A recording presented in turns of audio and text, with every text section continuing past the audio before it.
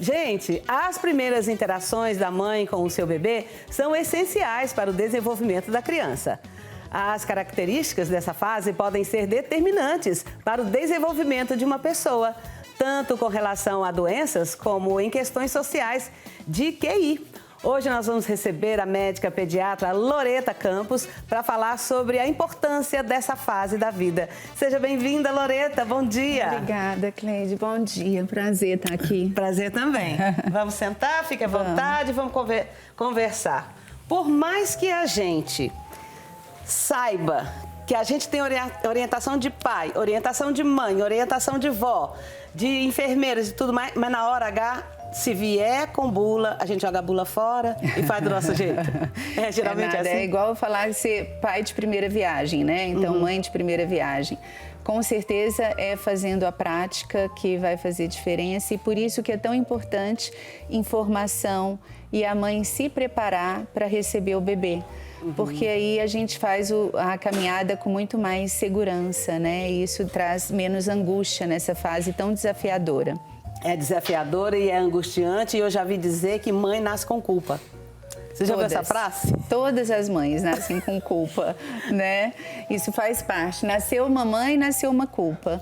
E é importante a gente conversar muito sobre isso, porque hoje, com as redes sociais, se divulga muito a maternidade perfeita. E não existe a maternidade perfeita. Não, né?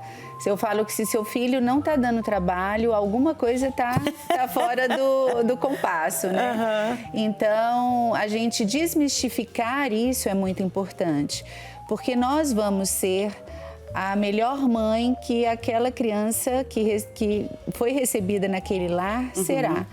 E a gente está sempre fazendo o nosso melhor com todos os nossos múltiplos papéis. É muito importante a gente buscar o equilíbrio nisso e também não se cobrar tanto, né? O mais importante é o nosso filho precisa de conexão.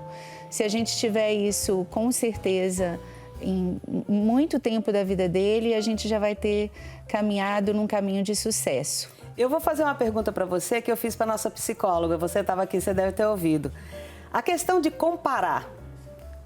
Ah, mas o filho da minha comadre, o filho da minha amiga, parece que está mais desenvolvido que o meu, vou levar num outro, vou levar no outro médico. Essa comparação existe muito. Isso é sofrível para a mãe? Existe demais e é muito sofrido. E lembrar que cada criança tem o seu tempo. É claro que a gente também normatizar um desenvolvimento que não está indo dentro do padrão não é o adequado. Padrão é uma coisa, né? Então assim, tem crianças que demoram um pouco mais a atingir o marco, mas precisa atingir o marco.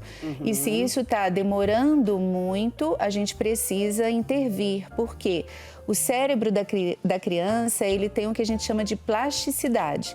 Então, quanto mais a gente estimula, melhor resposta é. Então, se eu tenho uma criança com atraso de um desenvolvimento específico em uma determinada área, se eu intervir de forma precoce, isso vai refletir na vida adulta desse indivíduo. Bom, como que elas podem influenciar na vida desse ser humano? Como que a mãe pode influenciar? Ela tem primeiro a sabedoria dela? Como é que a gente muda isso? Tem como mudar? A primeira coisa existem os 1000 dias. Os 1000 dias, ele consiste na fase da gestação, do primeiro ano e do segundo ano da criança. Então, essa é uma fase determinante para o adulto.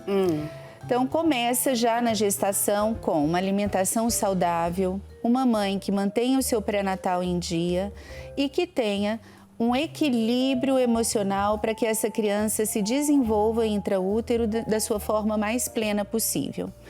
Quando esse bebê nasce, a gente vai estimular sempre esse ambiente de conexão, de amor, de acolhimento, porque o emocional faz com que essa criança se desenvolva de uma forma melhor. E aí a gente vai batalhar pelo aleitamento materno, que a gente sabe que hoje existem boas fórmulas no mercado, mas nada se compara ao leite materno, que tem na sua estrutura, na sua composição, oligosacarídeos que vão fazer desenvolver boas bactérias no intestino. Isso vai melhorar a imunidade da criança, não é apenas a passagem dos anticorpos. Diminui os riscos de alergias, de diarreias, de infecções crônicas, de obesidade no futuro, como também existe uma gordura específica no leite materno que faz com que a criança amamentada tenha um desenvolvimento cerebral único. Olha, hoje as fórmulas tentam copiar essa gordura, né? Então, se você vê nas fórmulas, está escrito assim, contém DHA, mas é uma cópia, nada é como a questão original desse DHA no leite materno. Então, tem estudos já, até que ganhou prêmios, que mostram que a criança amamentada tem 2 pontos de QI a mais do que a não amamentada. Nossa! É claro que tem mães que não conseguem amamentar, que não podem amamentar, e que a gente tem que entender que, graças a Deus, hoje com a evolução também dos industrializados, a gente tem uma melhora muito grande para ofertar boas fórmulas, né? Bons alimentos para essas crianças. Mas que a gente deve fazer o nosso papel para estimular ao máximo o leite materno, o aleitamento materno, com todos os seus desafios, porque é algo aprendido, né, no binômio mãe-filho. A gente tem um papel crucial nisso. Fora o aleitamento materno, fazer uma boa introdução alimentar e os estímulos são muito importantes. Você imagina que o cérebro da criança no primeiro ano de vida vai dobrar, triplicar de tamanho. Nossa, tão rápido assim? Muito rápido, é a fase em que o cérebro mais cresce no indivíduo. Então, são milhões de sinapses neuronais por minuto. Olha! E aí, a gente tem que estar ao lado dessa criança, estimulando essa criança ao máximo, do ponto de vista motor, cognitivo. E o que mais estimula a criança é esse contato interpessoal. É o olho no olho, são nossas expressões, é o nosso carinho, o nosso apoio junto. Não há como comparar. Às vezes a pessoa fala assim, mas Loreta, por que não pode ter tela antes de 2 anos? Justamente porque a gente está no momento máximo de desenvolvimento desse cérebro. Quando você tem o contato com o adulto, você tem uma ida e uma volta nessas sinapses. A tela é apenas uma via. Então, o contato interpessoal estimula muito mais essa criança. E a gente, então, a Sociedade Brasileira de Pediatria recomenda que até 2 anos de vida a gente não dê telas. Na época da pandemia, eu tive pacientes que tiveram uma regressão importante do desenvolvimento, porque os pais em home office também estavam sobrecarregados e teve crianças que ficaram muito na tela. É muito, assim... prejudicial, né? E, assim, é impressionante como realmente atrapalha. Tá. Então, buscar os pilares, desde a gestação, com um bom ambiente emocional, com muita conexão com os filhos, com o aleitamento materno, uma boa introdução alimentar, para que a gente mantenha esse bom hábito alimentar na vida dessa criança. Você está falando aí de conexão. Como é que eu faço com um menino que está com 4 anos e ele quer mamar até hoje por conta dessa conexão, que quer ficar assim paquerando a mãe? Eu falo que, assim, hoje, assim, a gente, até quando se recomenda o aleitamento materno? Pela Organização Mundial de Saúde, pela saúde dessa criança, quanto mais a gente estimular, principalmente até 2 anos de vida, é muito bem-vindo. É claro que o momento do desmame vai muito dessa mãe também, né? Então é todo um trabalho dessa relação da mãe, do filho. E o mais importante é que a gente trabalhe esse desmame de uma forma gentil. Então é possível, né?